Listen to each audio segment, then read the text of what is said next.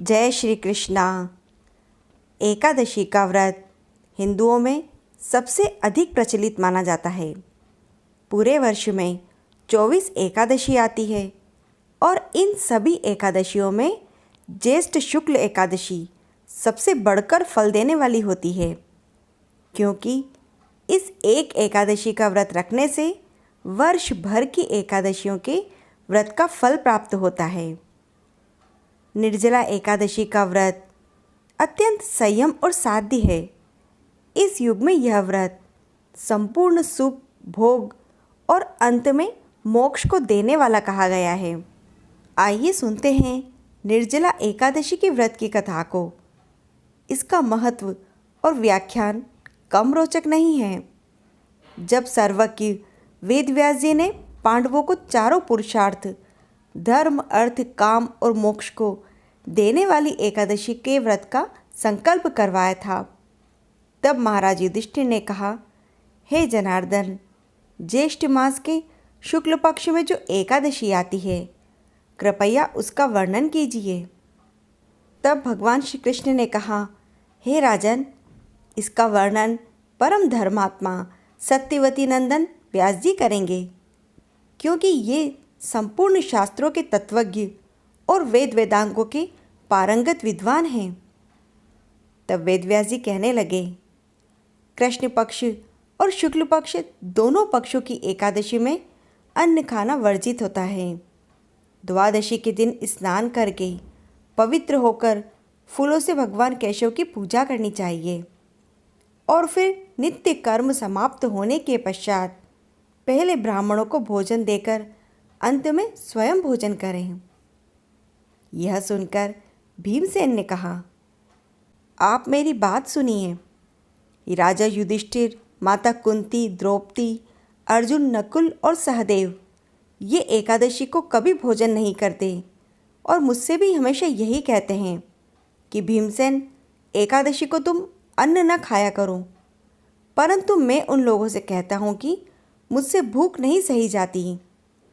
भीमसेन की बात सुनकर व्यास जी बोले कि यदि तुम नरक को दूषित समझते हो और तुम्हें स्वर्गलोक की प्राप्ति अभिष्ट है, तो दोनों पक्षों की एकादशी के दिन भोजन नहीं करना चाहिए।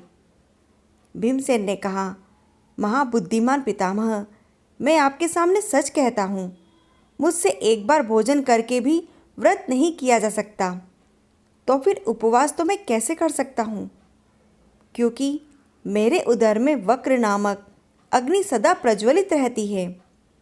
जब मैं बहुत अधिक अन्न खाता हूँ तभी यह शांत होती है।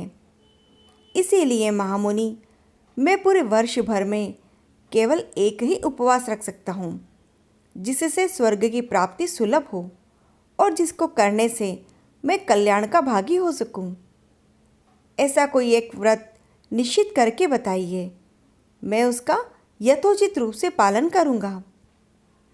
व्यास जी बोले, भीम, ज्येष्ठ मास में सूर्य वृष राशि पर हो या मिथुन राशि पर, शुक्ल पक्ष में जो एकादशी हो उसका यत्न पूर्वक निर्जल व्रत करो। केवल कुल्ला आचमन करने के लिए मुख में जल डाल सकते हो। उसको छोड़कर विद्वान पुरुष किसी प्रकार का जल मुख में न डाले, अन्यथा व्रत भंग हो सकता है। एकादशी को सूर्य उदय से लेकर दूसरे दिन के सूर्य उदय तक मनुष्य जल का त्याग करे तो ही यह व्रत पूर्ण होता है। और द्वादशी को प्रभात काल में स्नान करके ब्राह्मणों को विधि पूर्वक जल और स्वर्ण का दान करें। इस प्रकार सब कार्य पूरा करके जितेंद्रिय पुरुष ब्राह्मणों के साथ भोजन करें। वर्ष भर में जितनी एकादशी होती है उन सबका फल निर्जला एकादशी के पारण मात्र से ही मनुष्य को प्राप्त हो जाता है। इसमें तनिक भी कोई संदेह नहीं है। शंख, चक्र, गदा धारण करने वाले भगवान केशव ने मुझसे कहा था कि यदि मानव सबको छोड़कर एकमात्र मेरी शरण में आ जाए और एकादशी को निराहार रहे तो वह सब पापों से छूट जाता है। एकादशी का व्रत करने वाले पुरुष के पास विशालकाय विकराल आकृति वाले यमदूत नहीं आते।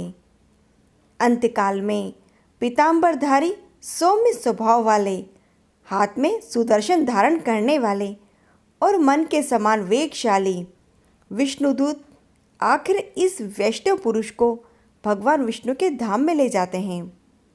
इसीलिए निर्जला एकादशी को पूर्ण यत्न करके उपवास और श्री हरि का पूजन करना चाहिए। स्त्री हो या पुरुष, यदि उसने मेरु पर्वत के बराबर भी महान पाप किया हो तो वह इस एकादशी के प्रभाव से भस्म हो जाता है। जो मनुष्य उस दिन जल के नियम का पालन करता है वह पुण्य का भागी होता है। उसे एक पहर में कोटि स्वर्ण मुद्रा दान करने का फल प्राप्त होता है। मनुष्य निर्जला एकादशी के दिन स्नान, दान, जप, होम आदि जो कुछ भी करता है वह सब अक्षय हो जाता है। यह भगवान श्री कृष्ण का कथन है।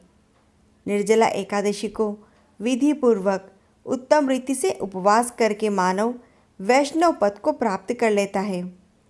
जो मनुष्य एकादशी के दिन अन्न खाता है वह पाप का ही भोजन करता है। इस लोक में वह चांडाल के समान मरने पर दुर्गति को प्राप्त होता है।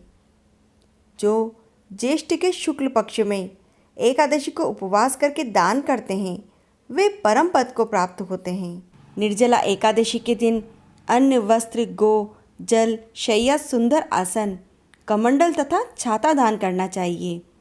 जो श्रेष्ठ तथा सुपात्र ब्राह्मण को जूता दान करता है वह सोने के विमान पर बैठकर स्वर्गलोक में प्रतिष्ठित होता है। ज्येष्ठ शुक्ल एकादशी के दिन ही भगवान श्री कृष्ण ने देवी रुक्मणी का हरण किया था। इसीलिए इस एकादशी को रुक्मणी हरण एकादशी के नाम से भी जाना जाता है। जय श्री कृष्णा।